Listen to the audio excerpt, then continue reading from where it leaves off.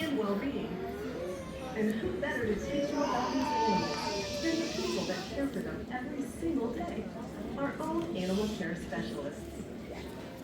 It's just about time to launch into some fun. So sit back, relax, and enjoy your journey aboard the OdySea Voyager. All right, you guys. Now my rules are very simple, but we must follow them to a T. No flash photography, but take photos and videos. No photo drink besides water and or baby formula. And make sure that we remain seated at all times, especially when it is in motion, so we do not lose those mermaid tails. Have so much fun, and I will see you guys real soon. You're responsive. Thank you, girls. From the bathroom. I see it. I was like, what is that movie? I thought like this thing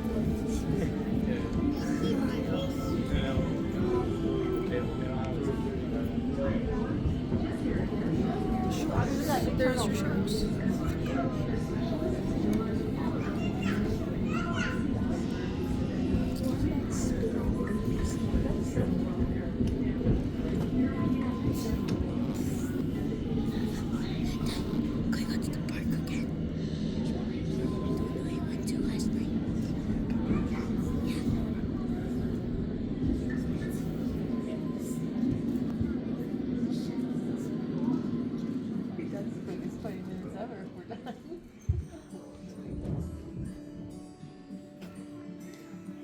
Hi, OdySea Voyagers, and welcome to the first exhibit on your journey. My name is Corey, and I'm one of the many animal care specialists that take care of the animals that call OdySea Aquarium home. In this habitat, you're looking at many beautiful species, and I'd like to tell you a little bit about them. Did you know that the animals in this exhibit are all considered predators? Not the top predators you might think of, like sharks or orcas, but skilled hunters nonetheless. Let's start with a turtly awesome species. Kemp's Ridley sea turtles are often considered the hometown turtle, as they are the only sea turtle species exclusively native to the U.S. Atlantic seaboard and the Gulf of Mexico. Female Kemp's turtles come to shore in Mexico all at once for a synchronized, large-scale nesting event called an arribada, which translates to arrival in Spanish. Thousands of females gather and lay up to 3 clutches of 100 eggs that they incubate for about 2 months.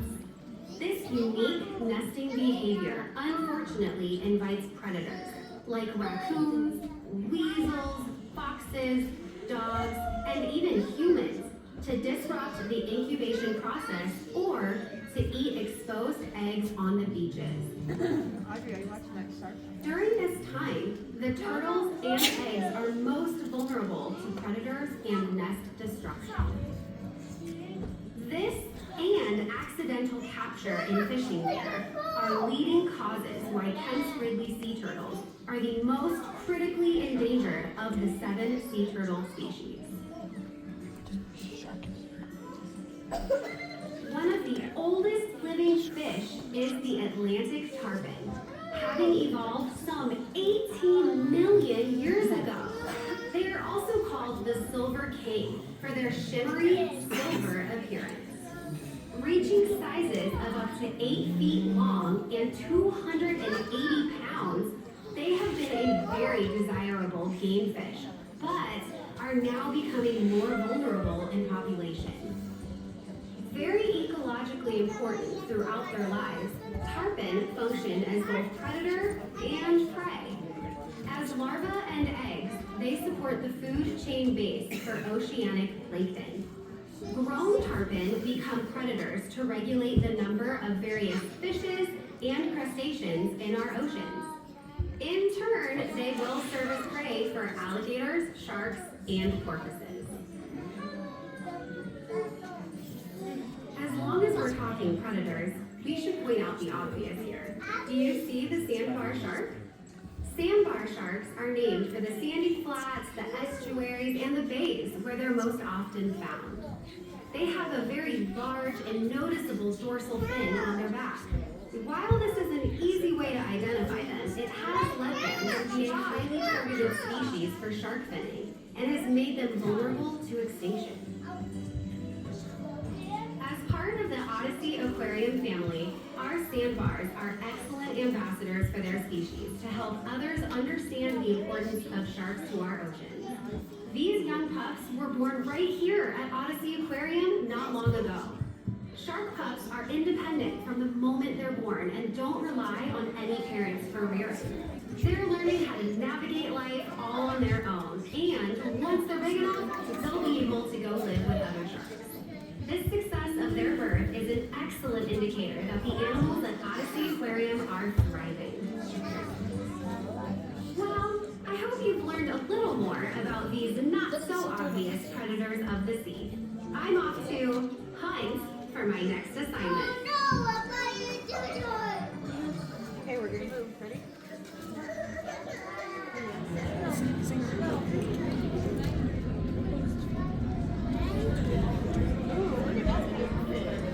Stingrays.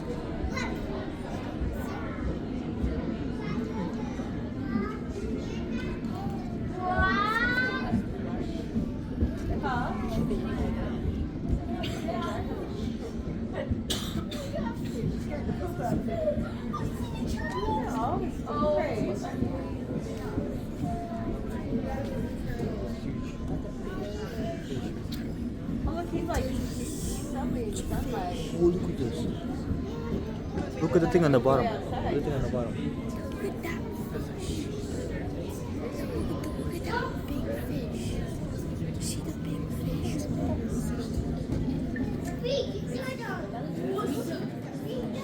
Oh, look at look at the moment that we look like Just look at this. Huh?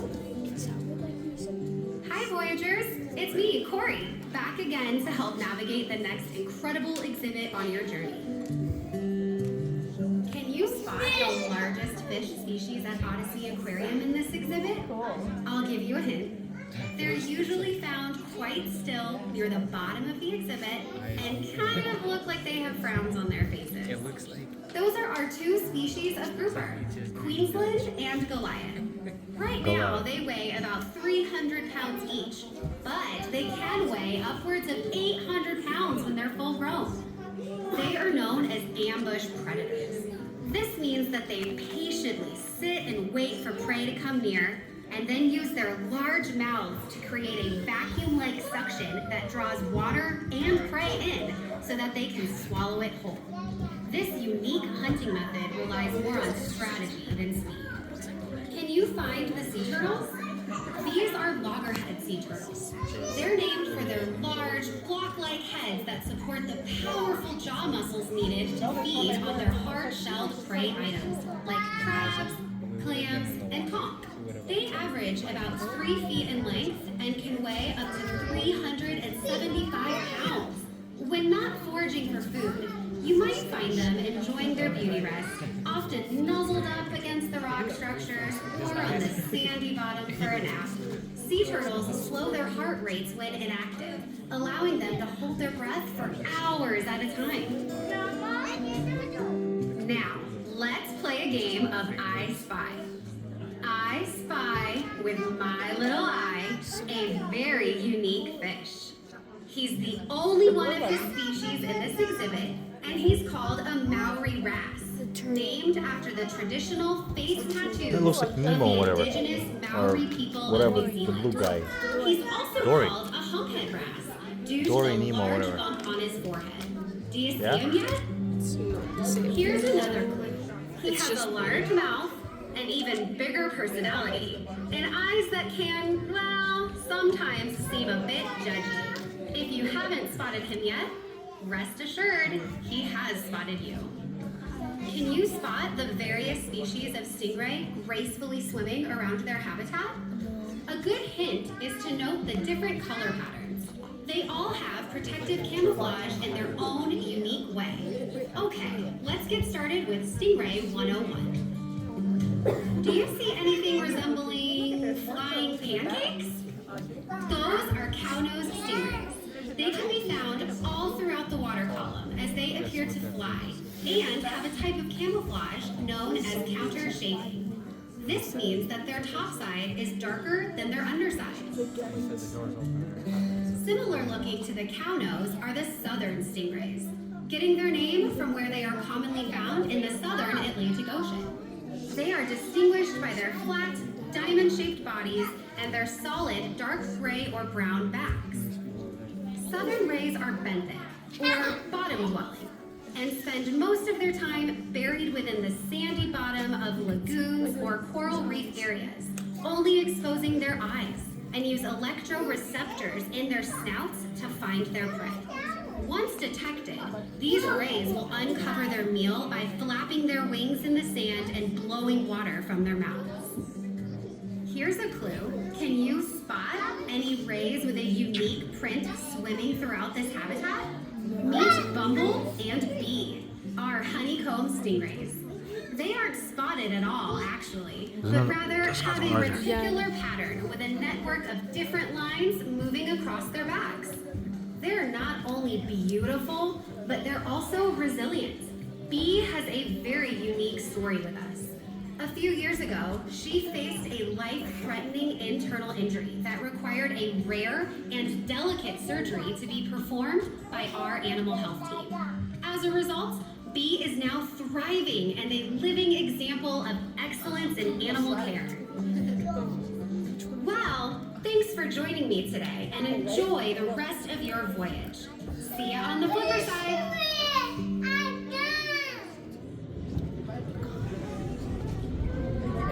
The turtles and so 6 minutes per thing. it was like a it was like last year. It was like so. Whoa! What is that? Do you know what it is, Audrey? What is that? What is that? Oysters? What? Oysters, I think. No? Seal? It's a seal. Did you just see it? Yeah. It's just that.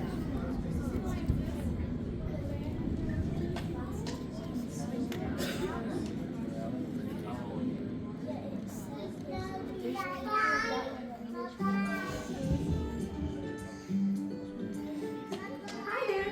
My name is Mary. I'm the animal care manager, and I get the pleasure every day of taking care of these playful California sea lions. Swimming back and forth all life. No phones, no Wi-Fi, no homework. Sea lions are highly social animals that can be found in large groups called colonies. They're called sea lions because of their loud roar they produce.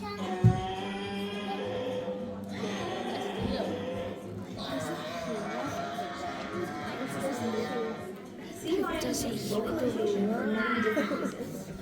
They Maybe can not. make sounds above and below the water. For example, during breeding season, males bark continually to establish territories.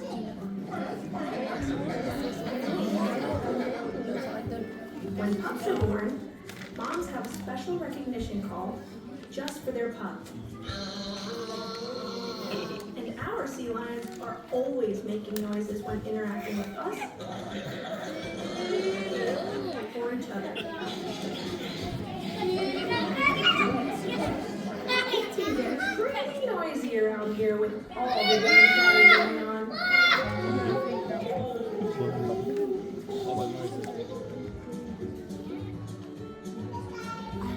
I think it's remote control. It's like turning upside down.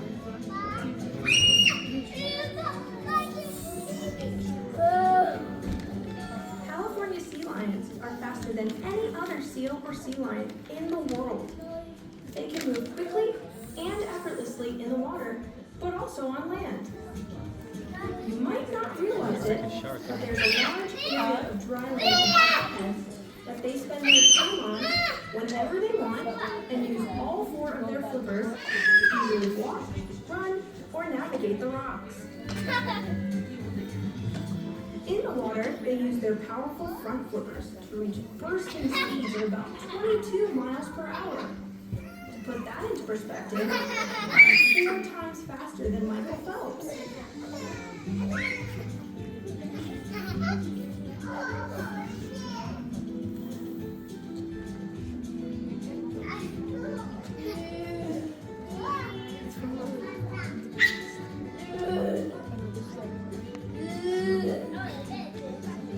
A sea lion's favorite thing to do?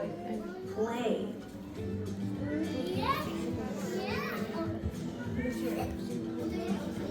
They spend lots of time keeping their day fun and enriching in all kinds of different ways. Just like you mix it up when you have fun. Whether playing in the sprinklers, interacting with their favorite toys, or spending time with us at the window. Playtime or enrichment is a very big part of their day.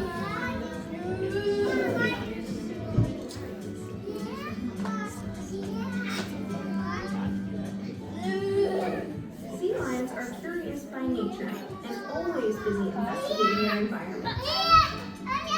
You might even call them nosy. Yeah, that was my. Speaking of noses, on either side of a sea lion's nose, they have 38 whiskers called thoraci that are highly sensitive to movement and objects in the how water. this thing moves around and the electrical wires. Even if their environment were dark or murky, Part of this whole thing. those Yeah, but it's thoraci would guide them and help how them the feel wires- their way through the water. Just like how it we gonna use power our from? hands to navigate a dark room. I bet those of you with mustaches and beards feel a little jealous right about now, don't ya? Very easy. One cable subscribes goes around with an extension cable. Problem solved. It probably has to be like that. Spending time with our children is one of the best parts of my day. Want to retreat? As a matter of fact, I'm off to do that right now. See you later. Okay, we're gonna go. You ready? She said it. No, you better sit down. We're gonna move again. I said. Each one is about 6 minutes. Oh, I see sharks. I see sharks. I see sharks.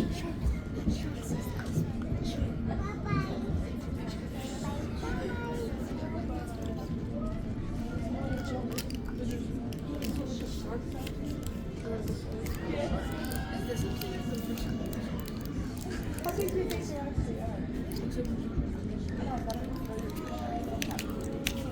Huh? I think the windows make them look bigger than what they are.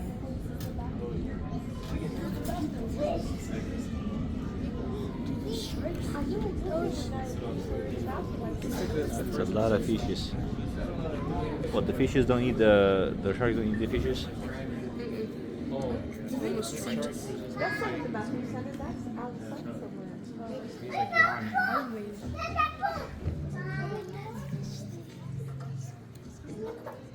Oh, look at that one.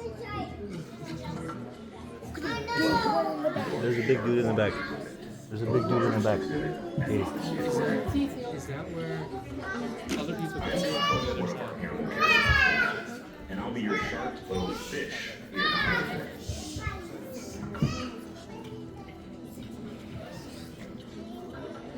Now, this iconic exhibit is home to many beautiful species of shark. Let me point out a couple and see if you can spot them.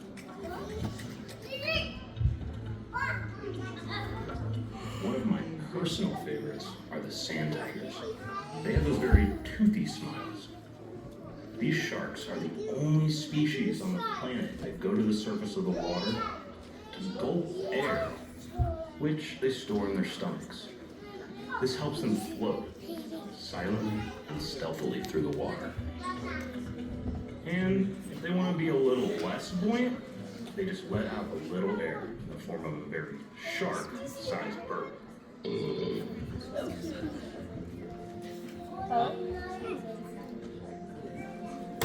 Oh, that's what he was doing. The bird when we were just doing.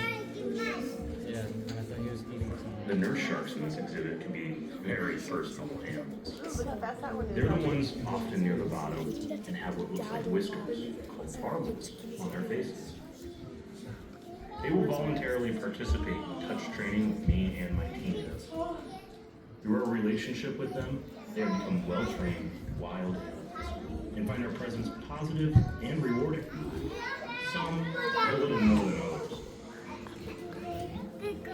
One has become known as quite the laugh shark by the way she swims into our arms and parks her 300-pound self right on our laps.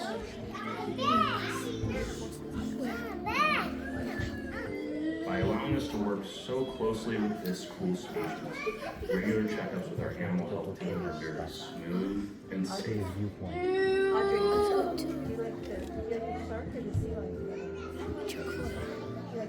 It's quite impressive to get to observe firsthand how intelligent sharks really are. In fact, each shark species can identify their own target when it's feeding. A target is a designated colored or shaped tool that identifies a specific location for a shark to go to. When it's time to feed the sharks, each species finds their specific target and hover nearby, waiting for their food.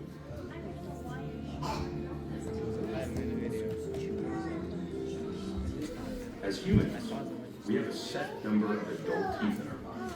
And once they're gone, they're gone. But do you know that sharks continuously produce teeth throughout their lifetime? When one falls out, another one is right behind it to take its place. Kind of like a conveyor belt. In fact, some sharks can lose up to 30,000 teeth in a lifetime.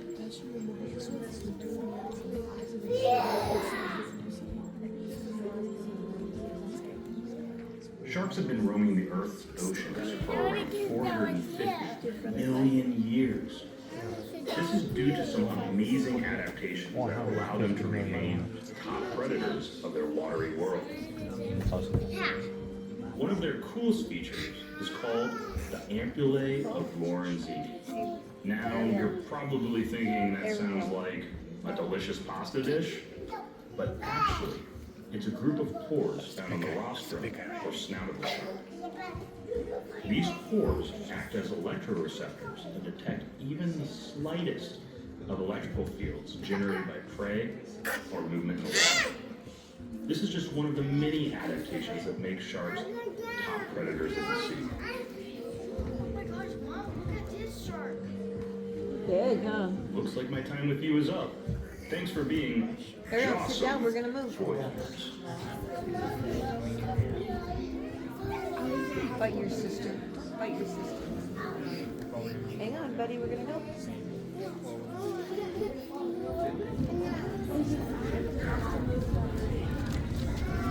Back to the original. Back to the original spot. Huh?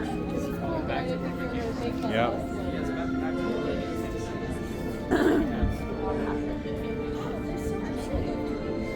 That's so amazing. I'm so glad you liked it. Hi everyone, Jess here again. I really hope you've enjoyed meeting some of our animal care specialists and learning all about the animals within the OdySea Voyager exhibit.